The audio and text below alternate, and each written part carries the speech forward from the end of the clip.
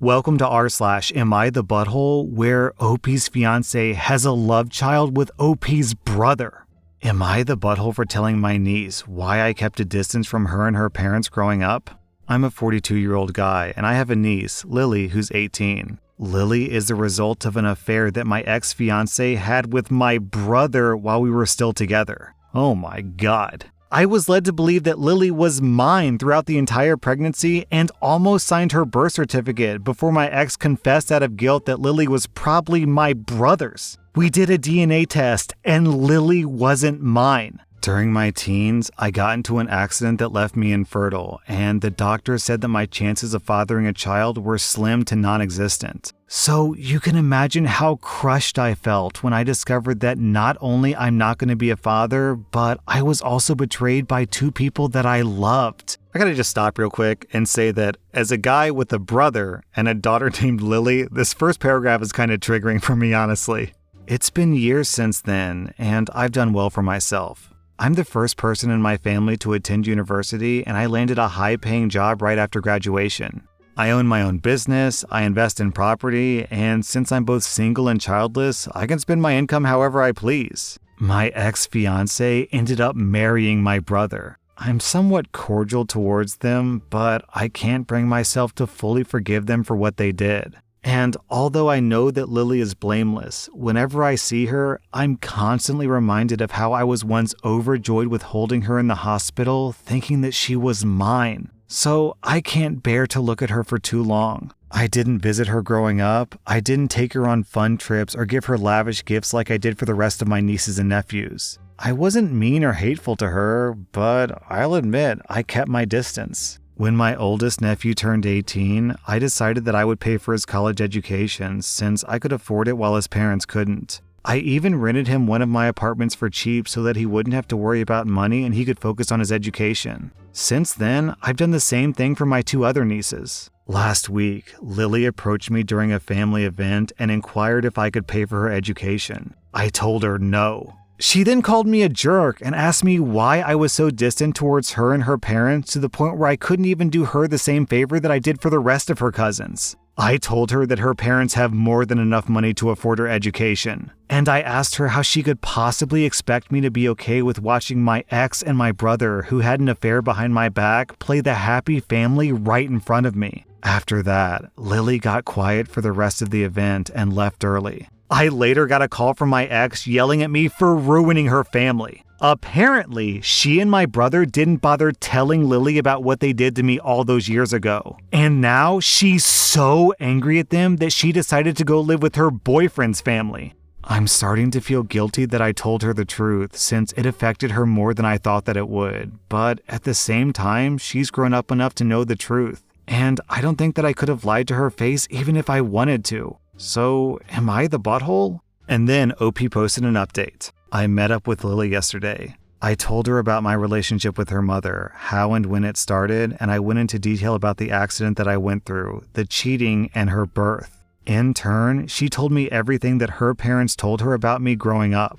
Apparently, she was told that around the same time that she was born, I had a miracle baby named Lily who died at the hospital. And that since she and her shared the same name, I held some sort of resentment towards her. I'm still processing what Lily told me. I feel like it's such a twisted retelling of what actually happened that it's insulting. Needless to say, there was a lot of crying involved and apologies from both ends. Lily says that she's doing better now that she knows the truth and that her boyfriend and his family have been an amazing support to her throughout all of this. My family decided to officially cut off any contact from my ex and my brother. Now that Lily's an adult, there's no need to also invite them along so they can see her. For those asking me if I do therapy, yes, I do. My therapist was the one who suggested that I distance myself from Lily and her parents all those years ago, and honestly, it did wonders for my mental health. So I can't say that I regret that decision. I was suicidal back then, and I don't think that regular contact with them would have possibly done me any good.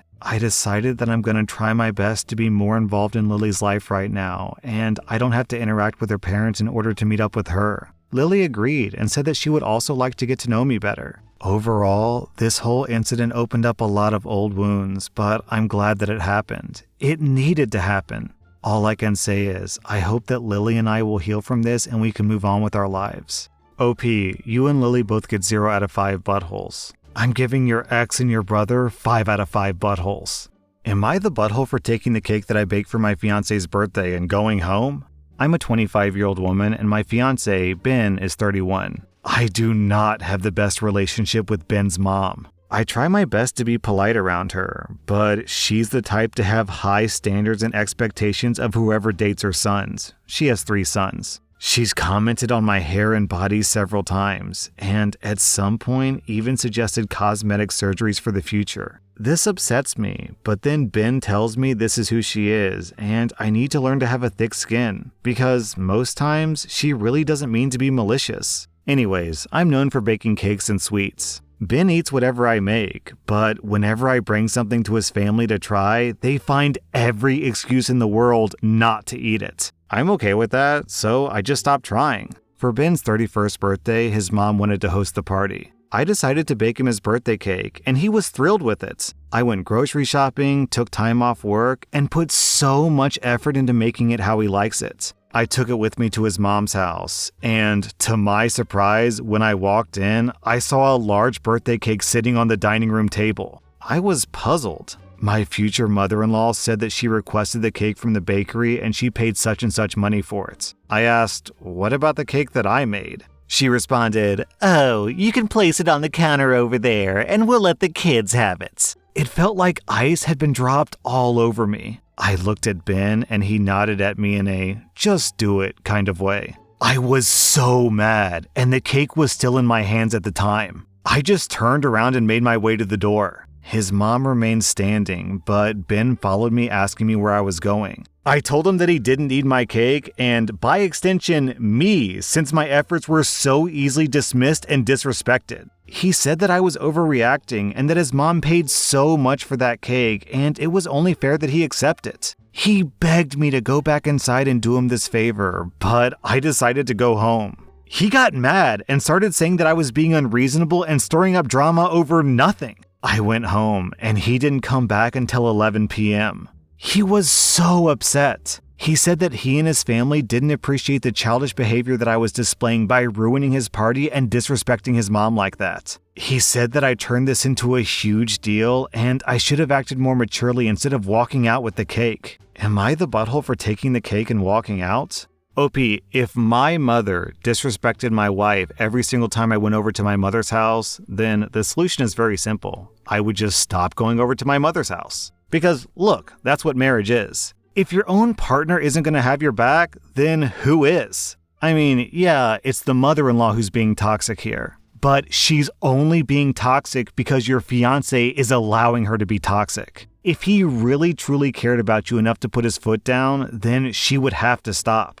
Or he would just cut her out of his life. OP, I want to be really clear with you. This is going to be your life moving forward. If you're okay with that, then marry the guy. If you're not okay with that, then please don't marry this guy. OP, you get 0 out of 5 buttholes. The mother-in-law gets 1.5 out of 5 buttholes, and your fiance gets 2.5 out of 5 buttholes.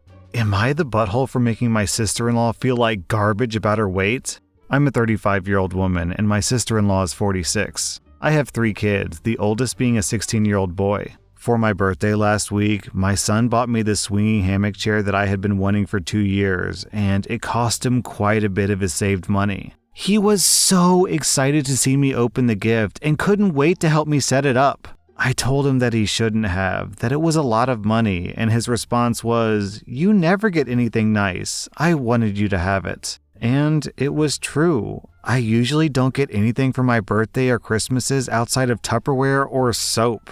So it might sound stupid, but I've cherished this swing ever since he got it for me, especially since I finally have something nice that's mine. My sister-in-law comes over once a week to see all of us, and she immediately headed straight for my swing, which my son hooked up to our deck. I told her to please not sit on it, and she said, "Is there a weight limit?" So I told her, yeah, 250 pounds, and I even showed her the box to confirm it. She wasn't upset about this. She just said, "That's a bummer. They need to make something capable of holding us big girls." I simply agreed with her and went about my business. At that point, my husband shows up from work.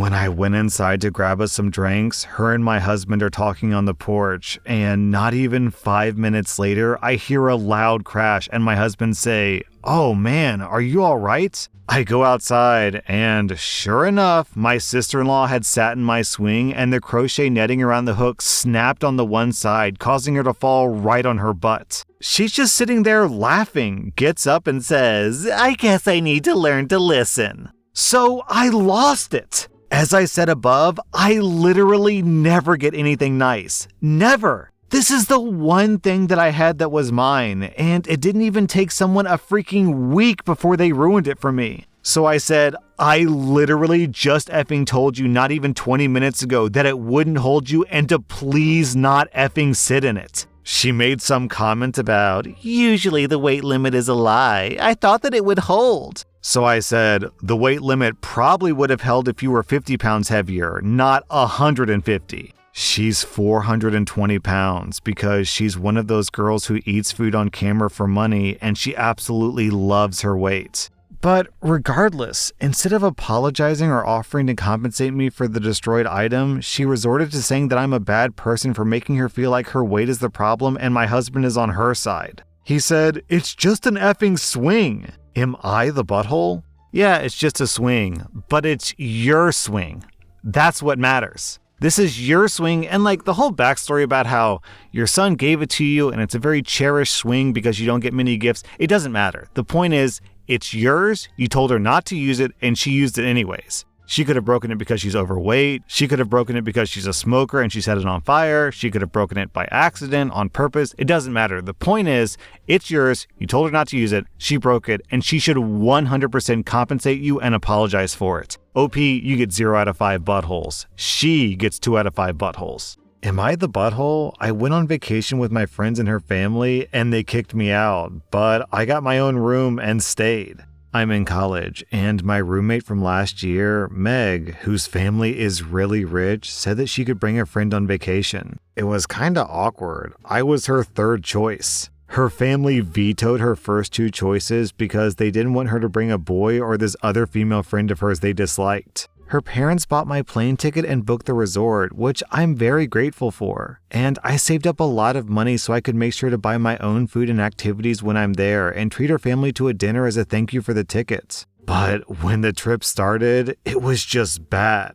It was me, her mother, her father, 2 of her father's friends, and her 3 brothers going. On the flight, they all got first class and got me an economy seat. But I didn't say anything because why argue about a free ticket? The first night they went to go get groceries, and it turns out they wanted to cook at the resort kitchen for the whole trip. And by they wanted to cook, what I actually mean was they wanted me and Meg to cook. I wasn't warned about this, but it turns out that Meg's family is so traditional that they see cooking as a woman's job. And her mom had just had hand surgery. So it was me and Meg cooking every meal for 6 men and her mom. And I can't cook well. I know a couple of staple meals to feed myself, but since I rarely eat meat, I don't know how to cook it. I'm also okay at cooking for 1 or 2 people, but I have no practice cooking for a group of 9. I screwed up. I undercooked some chicken and overcooked some steak, and her dad was angry with me. I got upset with him and told him that if he knew how to do better, then he could pitch in instead of standing around criticizing. But he got furious and said that he was on vacation. I said I was trying to have a vacation too, or did they invite me to be an unpaid domestic servant? Meg's parents and her dad's friends got angry that I said that, and they started yelling at me. The argument escalated, and I sarcastically called myself the help. Her dad snapped at me and told me to get out of their suite and go home. He didn't say anything about how he expected me to do that. I left and called the airline with my ticket and asked them if they could do anything to prevent anyone else from modifying or canceling my tickets. They let me set a passcode, and no changes could be made to the flight without it. Then I went to the resort desk to ask about rooms, saying that I was stranded unexpectedly. They actually did have some affordable rooms available because of a weekday discount. So I got housing, and I still had money left over for touristy stuff. I went sightseeing and relaxed on the beach for 3 days, until Meg's parents ran into me again. They were taking a sunset walk and did a double take seeing me on the beach. They said they thought that I was going home, and I said I decided to stay. They were angry at me because they saw me staying and using the return flight as having deceived them into thinking that I couldn't afford a vacation, and using them for flights when I actually could afford things. So, am I the butthole for staying on the vacation and using the flight home? What? What did they expect you to do, OP? Like, get on your bicycle and bicycle across the country, or swim from Hawaii to the mainland or wherever you were? Like, what? I mean, if they want to kick you out of the suite, that's one thing because they paid for the suite. But past that, they don't own the resort. You can stay at the resort if you want to. And on top of that, you're not wrong, OP. They literally were treating you like unpaid labor. Lots of rich families go on vacation with their hired help, their nannies, their cooks, whatever. And in those cases, those people still get paid even though it's on vacation. OP, Meg's family is literally insane. OP, you get an easy 0 out of 5 buttholes. That entire family gets 3 out of 5 buttholes. That was rSlash Am I the Butthole, and if you like this content, check out my podcast where I publish the exact same episodes. Also, hit that subscribe button because I put out new Reddit videos every single day.